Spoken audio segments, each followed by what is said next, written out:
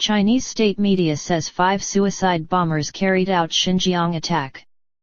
5 suicide bombers carried out the attack which killed 31 people in the capital of China's troubled Xinjiang region, state media reported a day after the deadliest terrorist attack to date in the region. The incident, which occurred in Urumqi on Thursday morning, was the second suicide attack in the capital in just over 3 weeks. A bomb and knife attack at an Urumqi train station in late April killed 1 bystander and wounded 79. The government recently launched a campaign to strike hard against terrorism in Xinjiang, blaming Islamists and separatists for the worsening violence in the resource-rich western region bordering Central Asia. At least 180 people have been killed in attacks across China over the past year. The attackers plowed 2 vehicles into an open market in Urumqi and hurled explosives. Many of the 94 people wounded were elderly shoppers, according to witnesses.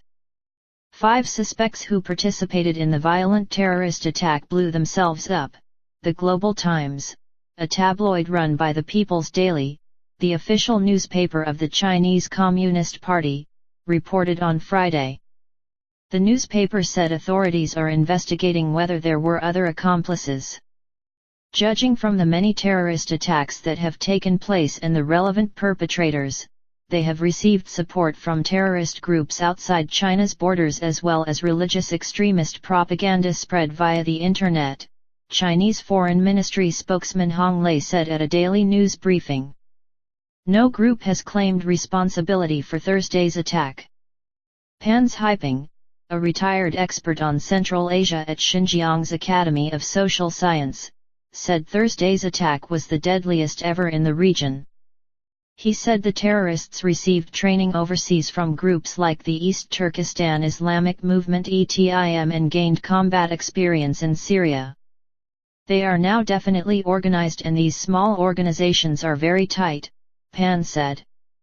If it's not possible to crack a small organization, then I think this kind of thing will continue to happen. Spreading terrorism problem. Exiles and many rights groups say the real cause of the unrest in Xinjiang is China's heavy-handed policies, including curbs on Islam and the culture and language of ethnic Uyghurs, Turkic-speaking Muslim people. The Uyghurs have long complained of official discrimination in favor of the Han people, China's majority ethnic group. Residents said the morning market, where the attack occurred, was predominantly frequented by Han Chinese customers, though many of the vendors were Uyghurs.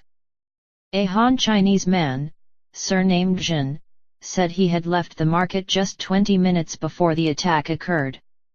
He said after he heard the blast, he rushed back to see plumes of black smoke rising into the sky and people running away.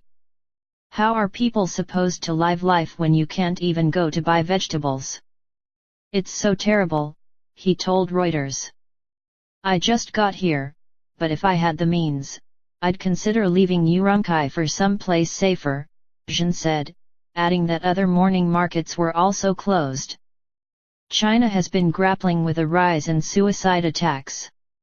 A car burst into flames at the edge of Beijing's Tiananmen Square in October, killing 5 people. Chinese police blamed the ETIM for the Urumqi train station attack last month, state news agency Xinhua said on Sunday, the first time the separatists have been directly linked to the assault. The ETIM has been accused by the United States and China of having ties to Al-Qaeda, but there is disagreement among security experts over the nature of the group and whether ties with Al-Qaeda and other militant organizations really exist. It looks like the Chinese authorities have a metastasizing domestic terrorism problem, Kenneth Lieberthal, a China expert with the Brookings Institution, told Reuters. I think the evidence suggests to date that if anything, the rethink on Xinjiang policy will be to get tougher.